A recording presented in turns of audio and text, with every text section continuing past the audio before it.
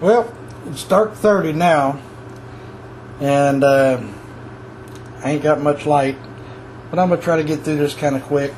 There is a story or two I want to tell, since Pestleman, it seems to me that you like stories. Anyhow, I appreciate all the information you've given me so far and the leads to doing some more research on my pieces. And your insight's just unbelievable. You're just a great guy and a very knowledgeable individual. But I appreciate it. But get started with these so I can get done. This is a paleo blade or knife, flake blade. Comes out of Alachua, Florida. I knew where it come from. I was just making sure I was saying it right. I think that's right. Then I'll show this one here again next. I can see everything you're talking about with the crescent shape to it, how these heavy bevels, which I'm calling bevels, got on this.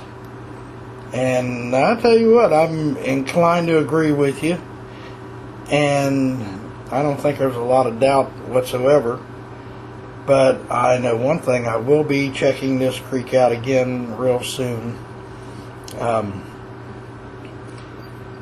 But now, right after I got my camera last year, I posted a video. One lucky SOB 36 invited me over and got me doing some creek hunts with him, and so I kind of transferred it over here. Well, he came over, and him and his brother, and come over and hunted with me in one of my creeks, and I couldn't believe the stuff they found.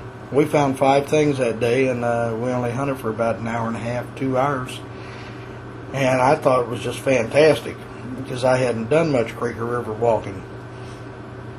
But I got down this one little creek that we didn't look at that time, and I come across this baby right here, and I believe this is a paleo lance or paleo knife. I've heard it called both. But the bad thing about this, the very next day after I got it, it's kind of hard to tell with not much light, I was looking at it and dropped the thing right on the point and knocked about just a 1/16 of an inch off. It had a whole lot, well, it was pretty much the same as it was. Didn't have much off, but I rebuilt it. I couldn't stand it. But anyhow, I had a buddy that, well, he was my best friend for a lot of years. We used to fish bass tournaments together, and he passed away. And after that, I was talking to his 2 sons, which one of them I fish tournaments with in his place now, and he told me, well, Dad and my uncle used to look for them when they were kids down in Tennessee. And he says, I think my brother's got some out in the pole barn. So we got up there one day and got looking around, fished them out, and here I expected to see 30 or 40 pieces.